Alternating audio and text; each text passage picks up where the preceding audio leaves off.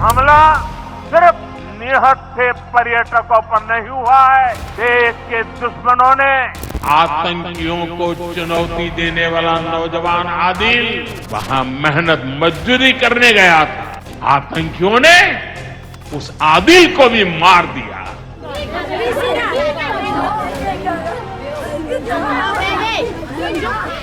अल्लाह के कसम। कुछ तारीखें सिर्फ कैलेंडर पर नहीं होती, वो दिलों पर लिखी होती हैं। 22 अप्रैल 2025 पहलगाम, वो तारीख जब एक वादी की खामोशी को आतंक ने चीर दिया था। आज से ठीक 1 साल पहले पहलगाम की वादियां खून से रंग गई थी। आतंकियों ने 26 बेगुनाह जिंदगियां छीन ली, 26 घर बर्बाद हो गए, 26 कहानियां इस आतंक की गवाह बनी। और उन्हीं में से एक कहानी है आदिल हुसैन शाह की। मेरा नाम गुलनाज अख्तर है। मैं आदिल सईद की वाइफ हूँ। कमाने वाला वही था। वो पहलगाम गया, अटैक हुआ तो टूरिस्टों की जान बचाते बचाते अपनी जान गंवा दे दी। आदिल हुसैन एक पति, एक बेटा, एक भाई, जिसने अपनी जान देकर सैकड़ों सैलानियों को बचाया। आज हम उस गांव में हैं जहां आदिल का घर है, नागबल, जहां नदी आज भी बहती है। बच्चे अभी भी यहां खेलते हैं, लेकिन एक दरवाजे पर वक्त मानो थम सा गया हो, ठहर सा गया हो। यहां पर रुकी हुई हर निगाह एक ही सवाल पूछती है कि आदिल कहाँ है। मैं वहीं थी, घर पर काम कर रही थी। जब आदिल की खबर मिली तो मैंने महसूस हो गया मुझे कि आदिल की डेथ हो गई। तो बस लंगाई पहाड़ की तलहटी में बसा नागबल गांव देखने में एकदम सामान्य लगता है।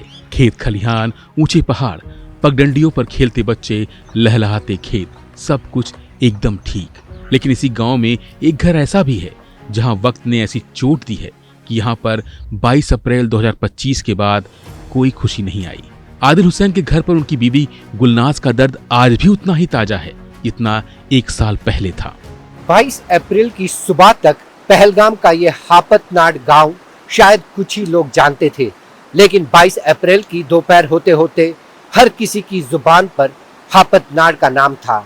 ये गांव राष्ट्रीय और अंतर्राष्ट्रीय सुर्खियों में आ गया क्योंकि यहाँ के एक नौजवान जिसका नाम आदिल अहमद शाह था और जो एक पोनी वाला था, देश और विदेश से आने वाले सैलानियों को पहलगाम की खूबसूरत वादियां दिखाता था।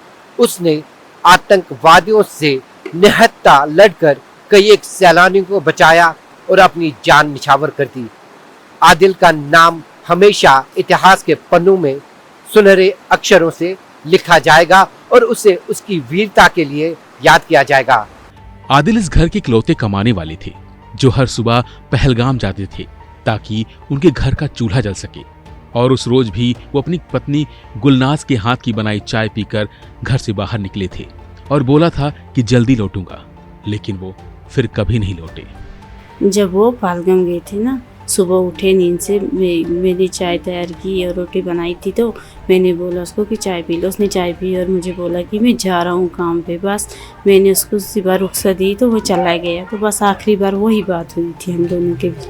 आदिल काम पर जाने के बाद रोज 2-3 बार अपनी पत्नी गुलनाज को फोन करते थे, पूछते थे तुम ठीक हो। वो रोजमर्रा की बातें जो उस वक्त शायद बहुत मामूली लगती थी, लेकिन आज गुलनाज को उनकी सबसे बड़ी कमी महसूस होती है। गुलनाज बताती हैं कि जब आदिल की खबर मिली तो मुझे महसूस हुआ कि आदिल नहीं रहे।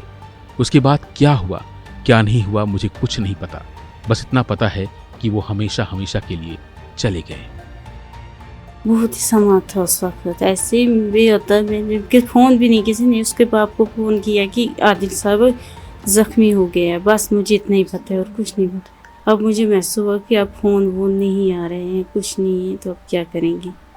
ऐसे के लिए जी के क्या करूँगी।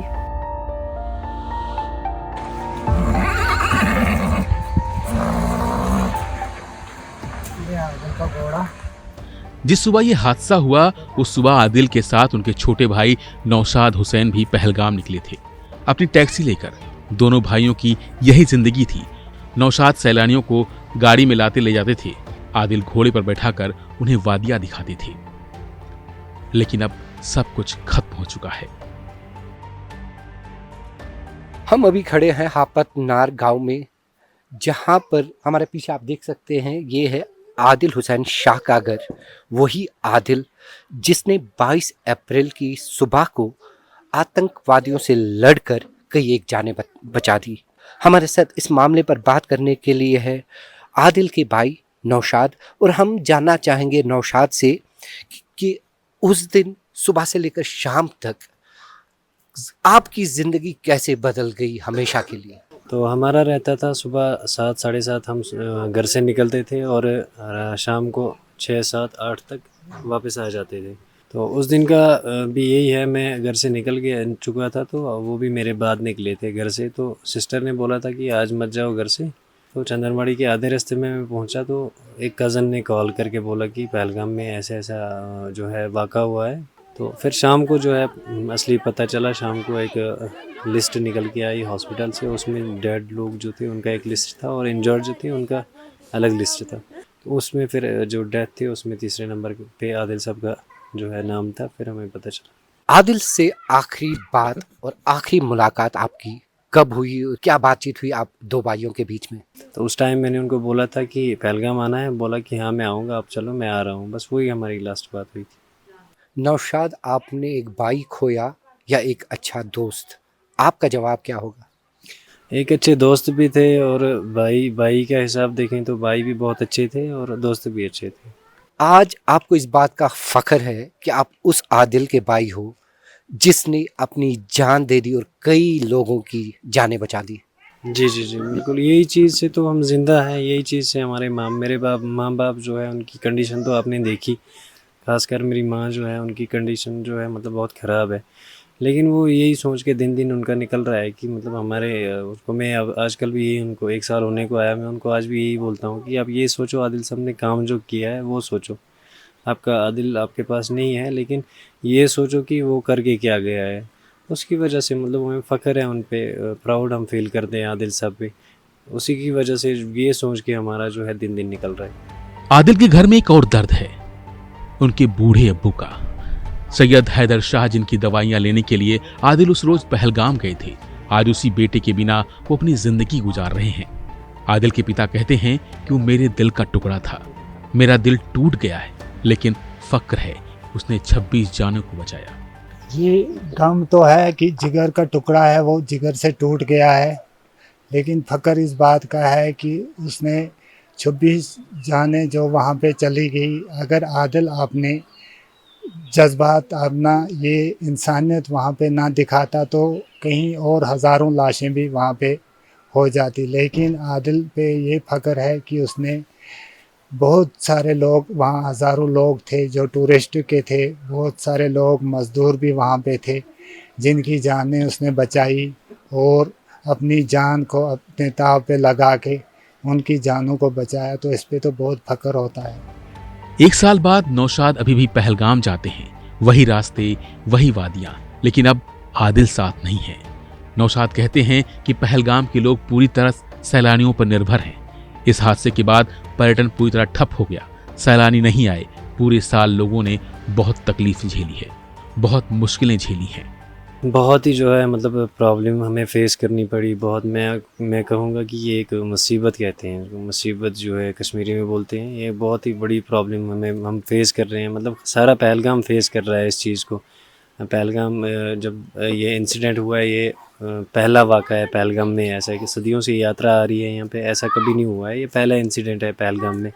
बहुत मतलब टूरिस्ट जो मतलब नहीं आ रहे हैं यहाँ पे पहलगाम के लोग जो है, इनका यहाँ के ख़ासकर यहाँ के लोगों का जो है इसी पे मतलब टूरिस्ट पे ही ज़्यादा डिपेंड है। बाकी मतलब कोई वैसा बिज़नेस धंधा वैसा नहीं है कि मतलब ये अपने घर वर चला सकें, इनका टूरिज़्म के साथ ही था ज़्यादा।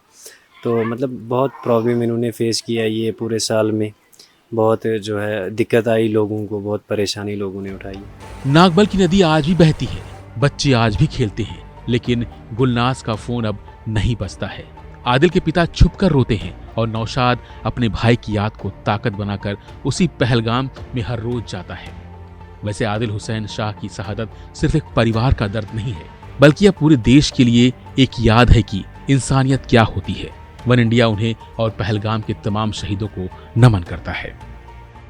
आदिल ने अपनी जान देकर ना सिर्फ इस हापतनार के इस छोटे इलाके को रोशन किया, बल्कि कश्मीर के इतिहास में अपनी वीरता और अपने जज्बे और जुनून का, अपनी बहादुरी का एक नाम भी रिकॉर्ड किया है, जिसे सदियों तक लोग याद करते रहेंगे।